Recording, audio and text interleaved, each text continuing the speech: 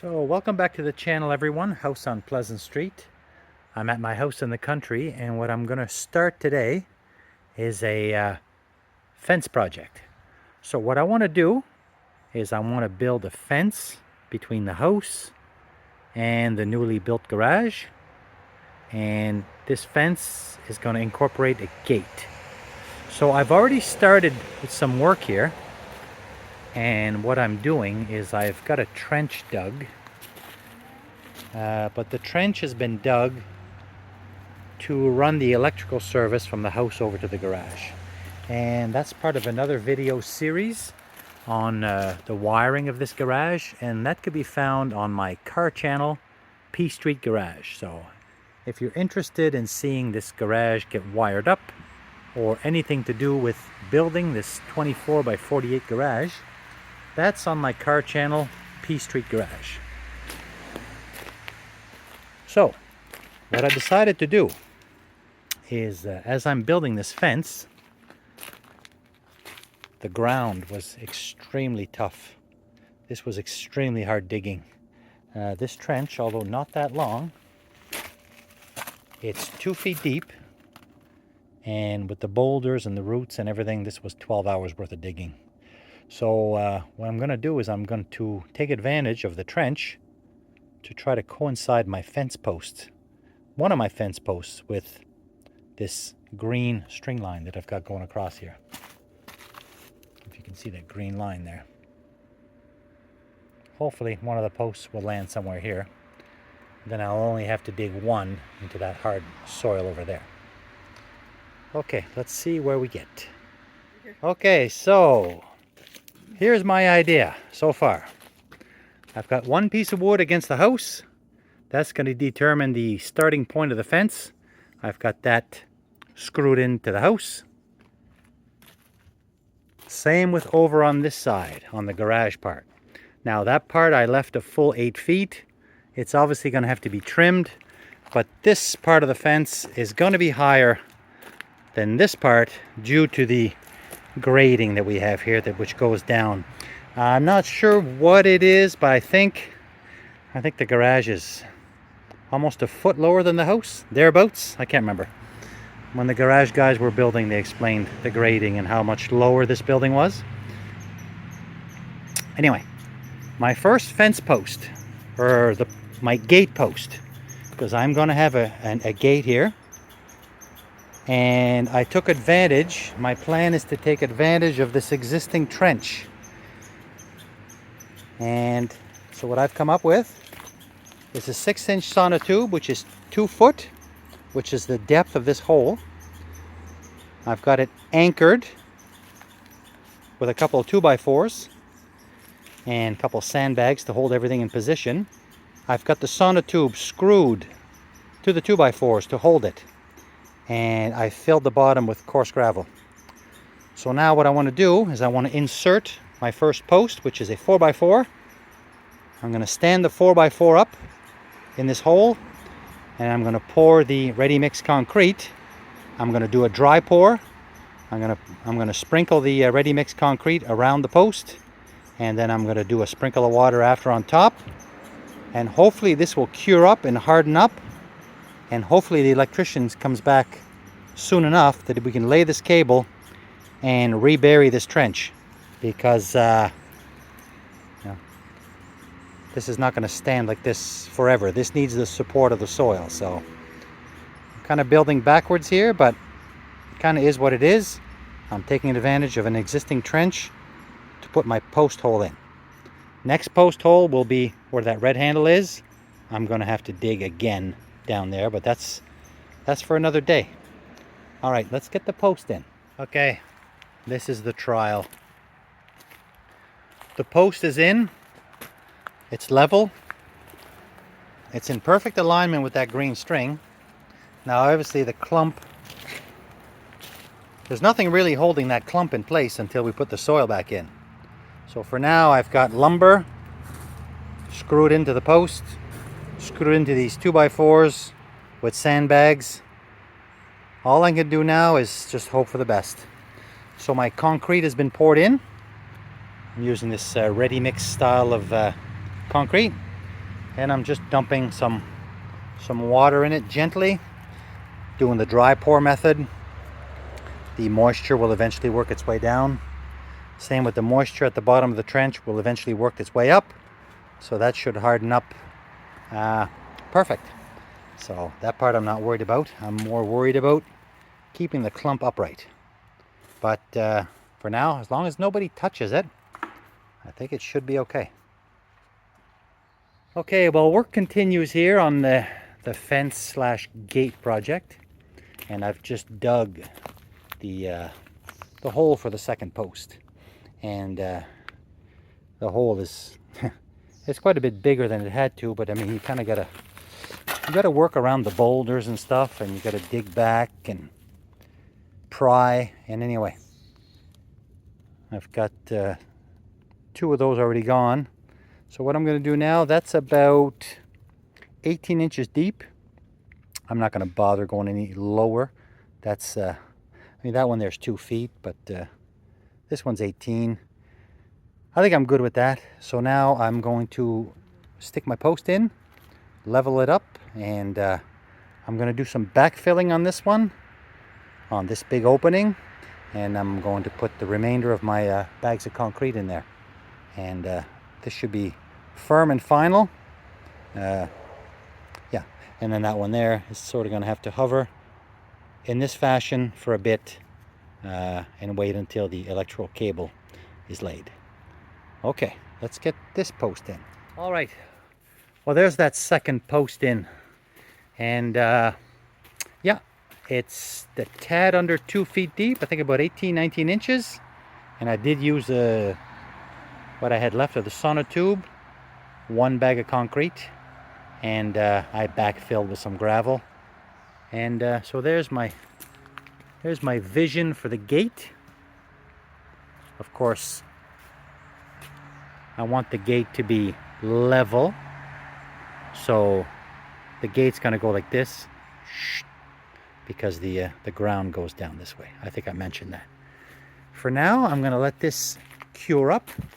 I'd love to start installing the stringers here that are going to hold the fence boards, but I think for now I'm just going to let this cure, and I got to be a little bit gentle with this one because it's not supported very well right now, but it's going to be once the cable's in, and we can backfill.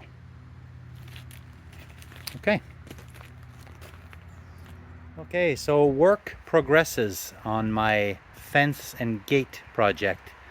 It's the next day. It's a beautiful day.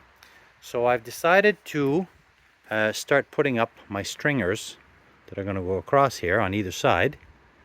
There's going to be 3 stringers on either side of the gate. They're going to be 2x4 pressure treated, and I've decided to hang these with these kind of small hangers here. They're for a 2x4, and I thought this would be a good solution instead of I was going to screw the lumber in on an angle, but I think this is going to be a much nicer finish, stronger finish, and these little brackets are literally 49 cents a piece, so I think that's going to be really nice. I've already got one in place, and that's kind of the look I'm going to go for. Sort of in the middle. I'm going to have 3 on this post, 3 on this post. They're going to be horizontal and level, and that's what I'm going to use to hang my fence boards up. So let's get all these in place, and we'll drop in the lumber. And I'm going to have to be a little bit careful here because, again, this clump is not fully supported. But I think if I'm careful enough, I think I can make this work. All right, let's get started with this one. So here's my first 2x4s in place. They're horizontal. They're attached with those little brackets. Let's do the same on this side. And that's the other side of the gate, all done. Okay, it's the next day again, and I just got this small load of lumber here. These are the fence boards. And so let's start putting some fence boards up. 6-footers, then 8-footers for the drop in the grade. I believe I showed you my string line yesterday. Maybe I didn't. I got a string line here to determine the top of the boards. I want all the boards to be flush, even, and level. So let's start putting some of these up. I think I'm going to start in this side with the shorter ones. Okay, so we got 1/2 done, and that took no time at all. Looks like 14 boards, and I'm just putting those up with my my Ryobi air nailer. So that's going really well. These were the 6-footers. There's a gap on the bottom, but that will be filled in when we bring in some fresh gravel. Now I'm going to jump into the other side. A little bit longer on this side, of course, so I had to buy some 8-footers. And I think I will just simply trim them down to 7 feet. These are the 8-footers. I'll trim them down to 7 feet, and I'll let the other end hang down. All right, let's start on that side. There's the other half. Let's build the gate. Well, it is several days later. Fence looks good. Fence is still standing. So let's build a gate. And I'm going to start with this Peak gate kit. I've used this before. It's a pretty straightforward, pretty easy way to build a gate with a series of reinforced brackets and hinges. So let's break this open. We'll take a few measurements and we'll figure out some sort of a door for this arrangement. So here's my brackets laying on the ground, and I think I'm going to go with this orientation. It says you can go either way. I think I'm going to do it this way with the handle on this side, swinging outwards. That's my idea for now. Subject to change, of course. All right, let's measure up and chop some 2x4s. So there's my door, tentatively hung. So what I got to do now is I'm going to take it back off. This is how it's going to open. I got to take it back off. I want to install the boards. And I got to figure this out because I want to make the door round or roundish. Okay, let's see how this turns out. Okay, well, it hasn't rained in 3 weeks. So of course now that I'm hanging the door, it decided to rain, but that's okay. I got that door frame off and I've brought it inside the garage here. And what I'm going to do is I'm going to lay my boards on top until I get this 39 inches.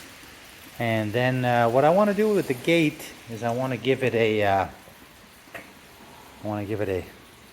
bit of a rounded top or dome. So I'm going to try that, see how that goes. Yeah.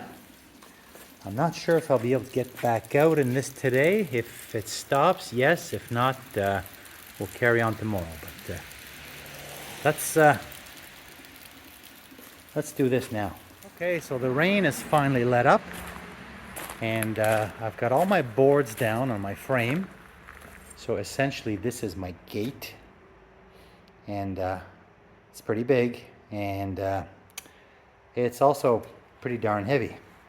So right now I'm just trying to devise a way to put the dome on the top, and I'm using the ceiling bow out of my old classic VW van, and I think that's gonna make it pretty good. I got some nails in place and I've got that curved, I think, pretty good. I think that's gonna be a good dome for the gate, I think, anyway. Not too high. So I'm going to mark this out and I'm going to cut it and try to install this door. Alrighty, let's see what that looks like. So here's my gate in place. and I think it turned out okay. I'm pretty happy with it. We did the little arch, and it's not bad. I had to shave down this last board here about, I don't know, 1/4 of an inch or so. Well, there it is. There's the gate. So now we just need to do one more final little push. We're going to throw some stain on here and some hardware. But there it is for the most part.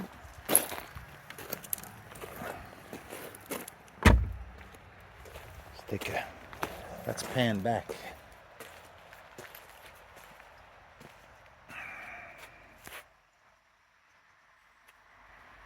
Yeah, I can certainly live with this.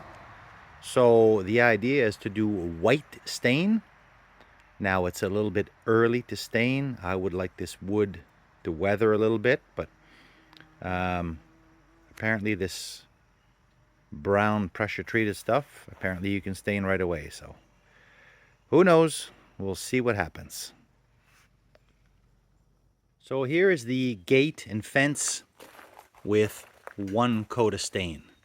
The sun's coming out now, so that's going to cure and soak in. We'll most likely need 2 or 3, but there's the first look. Okay, here it is with 2 coats of solid white Olympic stain. Looking pretty good. It may need a 3rd. For now, we're going to leave it. Going to let this cure. Let's figure out some hardware. Hardware kit. Let's try to install this. All right, here's the finished gate. 2 coats of stain. I got the hardware on. Got some decorative caps on the posts. And that's the final look. Pretty happy with it, not bad. Take a look from the back side. See what she looks like. There it is. Step ladder's in the way, but anyway, there it is. All done. That was my gate and little fence arrangement between my house and my garage. Thanks for watching, everyone. Appreciate anybody who tunes in and watches my content.